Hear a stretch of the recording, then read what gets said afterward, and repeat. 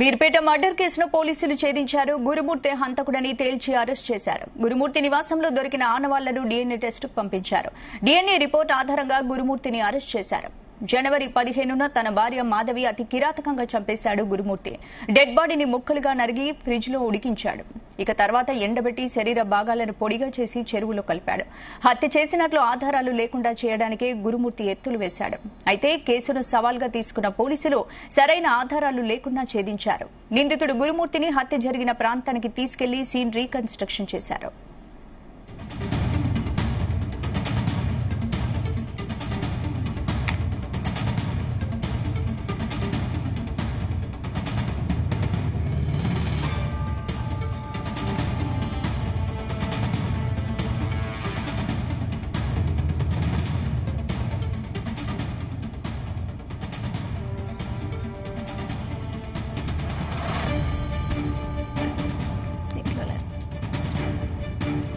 Meerpet murder కేసును పోలీసులు ఛేదించారు. DNA report ఆధారంగా గురుమూర్తిని హంతకుడిగా పోలీసులు నిర్ధారించినట్టు తెలుస్తోంది. ఇందుకు సంబంధించిన పూర్తి అప్డేట్స్ మా క్రైమ్ బ్యూరో.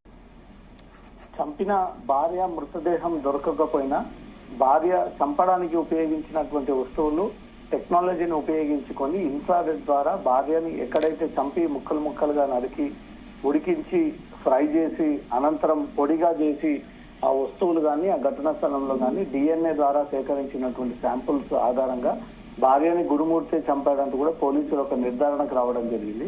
హంతకుడు గురుమూర్తి అంటూ కూడా అధికారికంగా ఈ రోజు రాచకొండ పోలీసులు 5 గంటలకు రాచకొండ పోలీస్ కమిషనర్ ఈ విషయంపై మీడియా సమావేశం ఏర్పాటు చేసి ఆ సమావేశంలో హత్య జరిగినటువంటి తీరు, హత్య వెనక ఉన్నటువంటి కారణాలు, అనంతరం జరిగినటువంటి పరిణామాలు, అతను ఎలా బాడీని డిస్పోజ్ చేసి డీకంపోజ్ అవ్వకుండా జాగ్రత్తలు తీసుకున్నాడనే ఒక పూర్తి వివరాలు కూడా మీడియా ముందు ప్రవేశపెట్టనున్నారు. ఈ కేసుకి సంబంధించి ఈ నెల 15వ తేదీన సాయంత్రం సమయంలో హత్య జరిగినట్టు కూడా ప్రాథమికంగా విచారణ వెలువడింది. ఈ రోజు 28వ తేదీ దాదాపు 12 రోజుల తర్వాత నిందితుడిని తన నివాసం ఉంటున్నటువంటి ఇంటికి, తన భార్యను హత్య చేసినటువంటి ప్రాంతానికి, ఆ ఇంటిని ఇంతకు ముందే సీన్ రీకన్స్ట్రక్షన్ కోసం గురుమూర్తిని మీర్పేటలో ఉన్నటువంటి న్యూ వెంకటేశ్వర నగర్ కాలనీకి తీసుకెళ్లి ఇంటి గేట్ అన్ని కూడా మూసేసి ఎవరు కూడా రాకుండా విత్ రెంటర్స్ తో సహా ఓనర్స్ ఎవరు బయట వ్యక్తులు రాకుండా ఇంటినంతా కూడా పోలీసులు తన ఆధీనంలోకి తీసుకొని సెకండ్ ఫ్లోర్ లో ఉన్నటువంటి గురుమూర్తి ఇంటికి తీసుకెళ్లి అతని ఇంటి డోర్ లాక్ పగలగొట్టి లోపలికి వెళ్లి ఎక్కడ చంపాడు, ఎలా చంపాడు, ఏ సందర్భంలో చంపాల్సి వచ్చింది, అనంతరం భార్య మృతదేహాన్ని ఎందుకు ముక్కలు చేయాల్సి వచ్చింది, ముక్కలు చేసిన తర్వాత ఎలా ఉడికించావు, ఎలా ఫ్రై చేశావు, ఎలా కాల్చావు, ఎక్కడెక్కడ ఎలాంటి వస్తువులను ఉపయోగించావు, అవన్నీ కూడా పోలీసులు సీజ్ చేసినటువంటి ప్రాపర్టీస్ అన్ని కూడా తీసుకొచ్చి అతను ముందు పెట్టి సేమ్ తన భార్యను ఎలా చంపాడో, ఎలా హతమార్చాడో, ఎలా ఈ విడిభాగాలుగా చేసి కాల్చి పొడి చేసి తీసుకెళ్లి చెరువులో పడేస్తారు అంతా కూడా సీన్ రిహార్సల్స్ చేపడతా ఉన్నారు నిందితులతోటి. 5 గంటలకు అతన్ని మీడియా ముందు ప్రవేశపెట్టనున్నది కాబట్టి అంతకు సంబంధించి పూర్తి వివరాలు, హత్య జరిగినటువంటి తీరు, అక్కడ అతని యాక్షన్, అక్కడ తన భార్య ఏ లొకేషన్ లో ఉంది, ఇతను ఏ లొకేషన్ లో ఉన్నాడు, ఎంత దూరం డిస్టెన్స్ ఫీట్ లో తన భార్యపై ఈ దాడి చేశారు, అనంతరం తను అన్కాన్షియస్ అయి కింద పడిపోయినటువంటి విధానం, ఇమీడియట్ గా తన చేతిలో ఉన్నటువంటి ఆయుధాలను తీసుకొని ఎలా భాగాలను మొత్తం విడివిడిగా చేసి అవన్నీ కూడా ఈ కుక్కర్ లో కొన్ని, కడాయిలో కొన్ని, వాటర్ హీటర్ లో కొన్ని పెట్టి మటన్ మొద్దును ఉపయోగించి బాడీ అంతా కూడా పీసెస్ గా చేసి ఈ పొడిగా మార్చి తీసుకెళ్లినటువంటి అన్ని scene to scene, point to point, minute to minute గా పోలీసులు దగ్గరుండి అతనితో సీన్ రికన్స్ట్రక్షన్స్ అంటే ఎలా జరిగింది హత్య అనేది అతని నుంచే ఆ రిహార్సల్స్ చేయించి ఆ వీడియోగ్రఫీ అంతా కూడా చిత్రీకరించి అతను చేసేటువంటి యాక్షన్ అంతా కూడా పోలీసులు రికార్డు రూపంలో వీడియోగ్రఫీ చేపట్టి అదంతా కూడా అతన్ని అదుపులోకి తీసుకొని ఆ వస్తువులను కూడా సీజ్ చేసి మళ్ళీ తీసుకెళ్లి కోర్టులో ప్రొడ్యూస్ చేయనున్నారు. ఈ రోజు అఫీషియల్ గా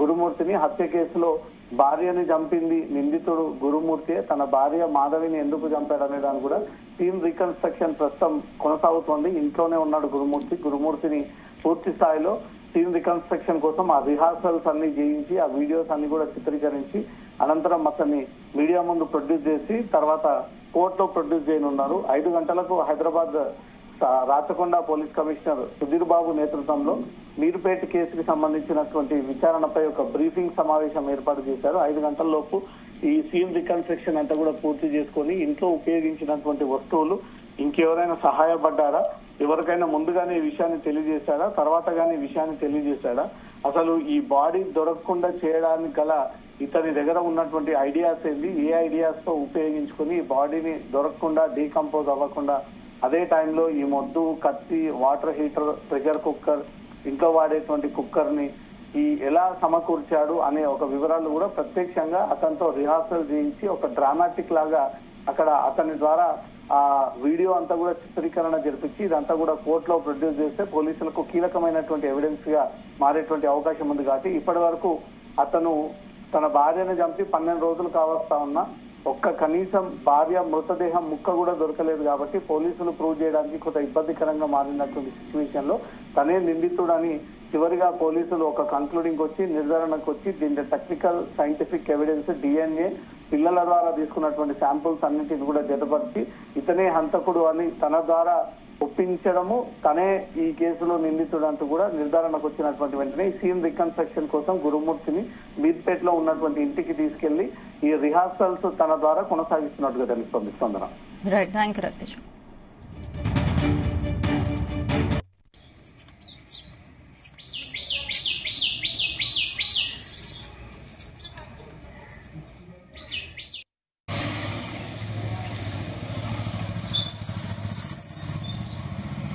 అని మూడు గుర్తున్నా అడిగి వచ్చి